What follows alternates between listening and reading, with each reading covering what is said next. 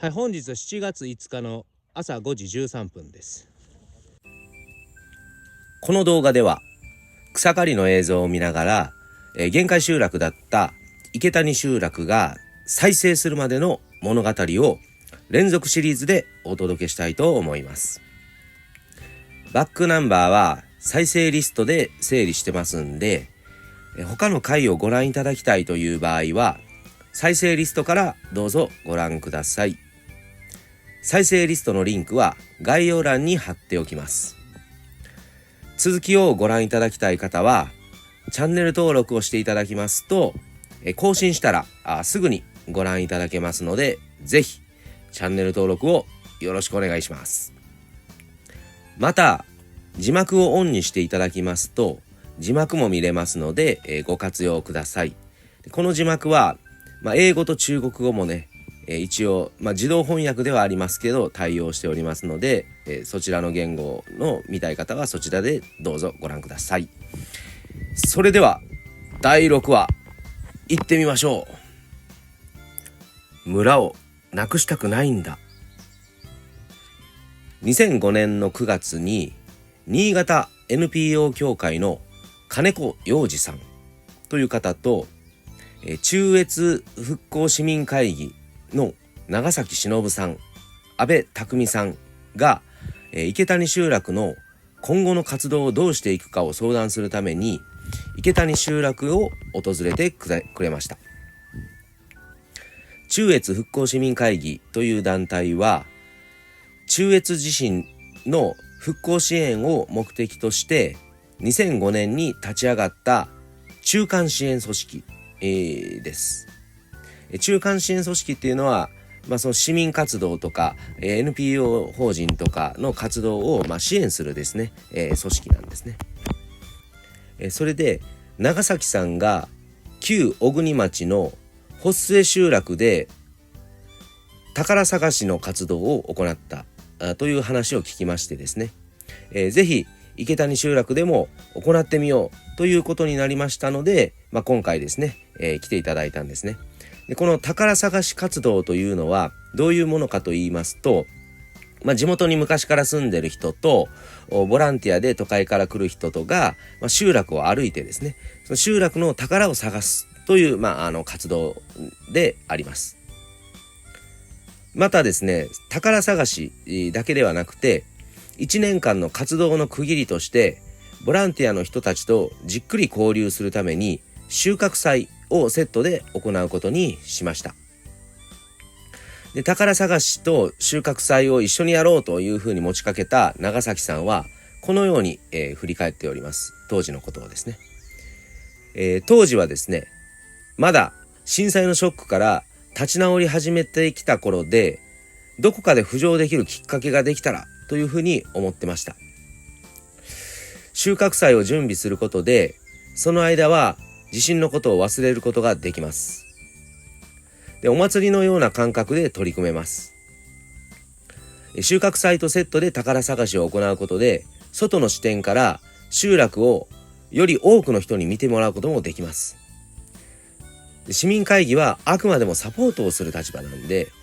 復興の主役である地元の人たちがどんな反応をするのか、誰が主役になるのかを探す場でもありました。またこういうイベントを行うことで行政やマスコミ、他の地域の同様の立場の人に来てもらうことができました。私たち復興市民会議としてもどこかその復興の先頭を走ってくれるところが欲しい時期でもありました。このようにですね、当時のことを振り返ったわけですね。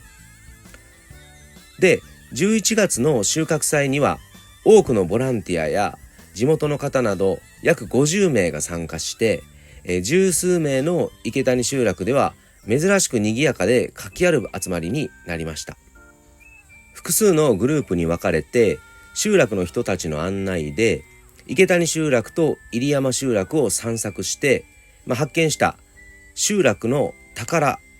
これをですね模造紙にまとめました。棚田や湧き水、あとブナ林、農作物、山の梨とかですね、あとムカゴ、山菜などの山の幸、集落に伝わる民話など、そういったものが宝としてですね、どんどんと書き込まれていったわけですね。で最初は村に宝物なんてないよと、否定的だった集落の人たちも、自分たちにとっては当たり前のそうした一つ一つのものやことが、地域外から来た人にとっては宝物であるということに気づかされました。で地域の人々が何よりの宝物なんですよと、地域外から来たボランティアの一人の人が発表すると、オラたちにとってこうやって来てくれる皆さんが宝物ですと集落の人たちは返しました。それまでのボランティアの受け入れを通じて、両者に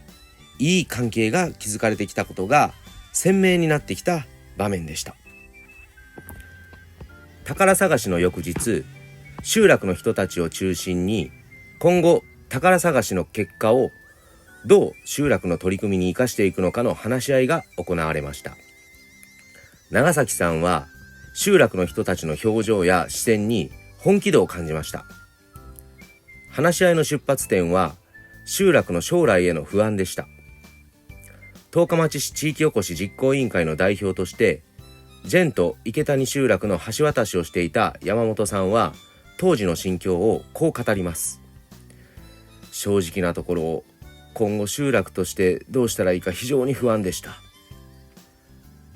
地震からの復興としてたくさんの人がボランティアに来てはくれたが、今後継続していけるかは自信がなかった。収穫祭の取材に来ていたある新聞社に、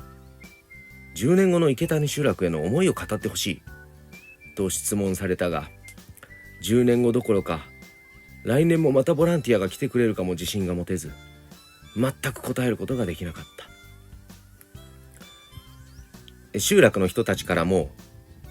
10年後この集落が残れるのか心配、農業を継いでくれる人がいないと不安の声が上がりました。宝探しで集落に自信を持つことができたものの、集落の存続に対して不安はつきませんでした。話し合いの結果、今後の集落の主な取り組みとして活動を継続できる人材を探すこと、分校や空き家を改修して地域おこしの拠点とすること、収穫祭を毎年定期的に行うこと、売り物になるものを作る方向で話がまとまりました。収穫祭を機に集落の人たちは集落の存続に対して前向きに考えるようになりました。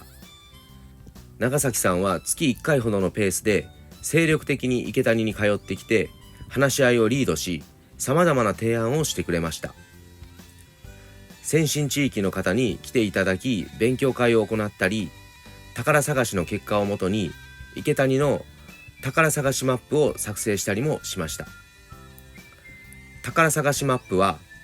2006年の5月に完成し、集落の人たちやボランティアの参加者など各方面に配布され、大変好評でした。2年目となるボランティアの受け入れと同時並行で、集落の人たちは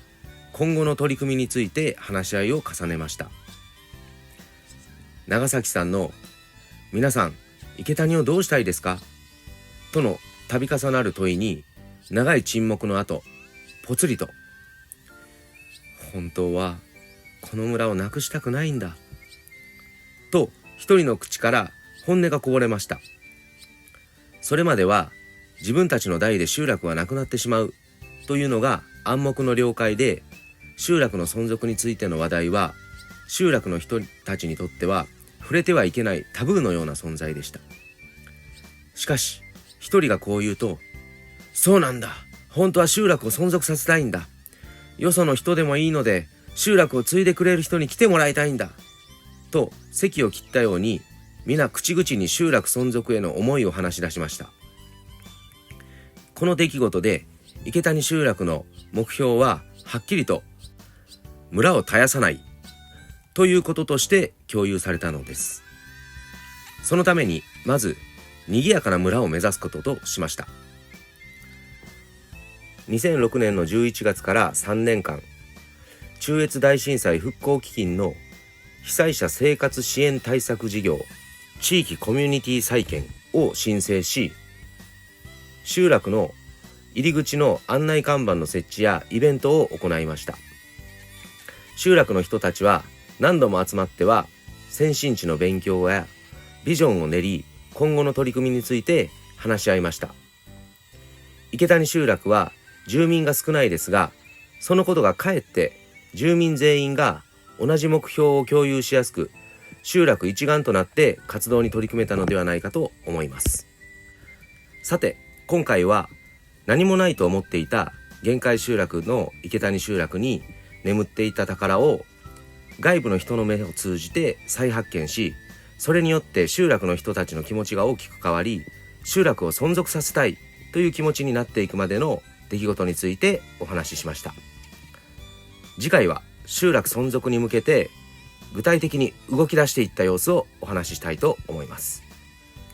そちらもぜひお楽しみにしていただければと思います。それではここまでお聞きいただきまして本当にありがとうございました。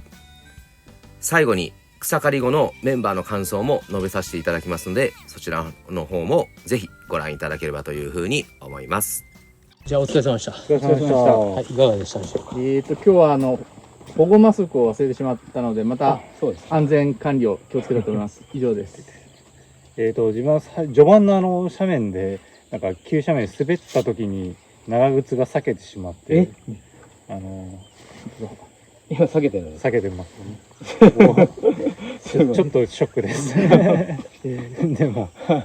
無事に終われてよかったです。なるほど。はい。今日は結構はかどりました。軽い。そうですね。特になんか言うことはあんまないですよ。なんかさっき安藤君が蜂がちょっと出てきて刺されなかったけど追跡されたってことなので、ちょっといろいろ気をつけた方がいいなと思いましたし、あと自分ちょっとこれなんでつけたかというと、こことここ歩いてるとなんか朝の起きた直後ぐらい結構蚊がいてなんか刺されそうになったんで、これがあるとだいぶ防げていいです。はい。ということで以上です。どうもありがとうございました。はい、終了時刻8時17分です。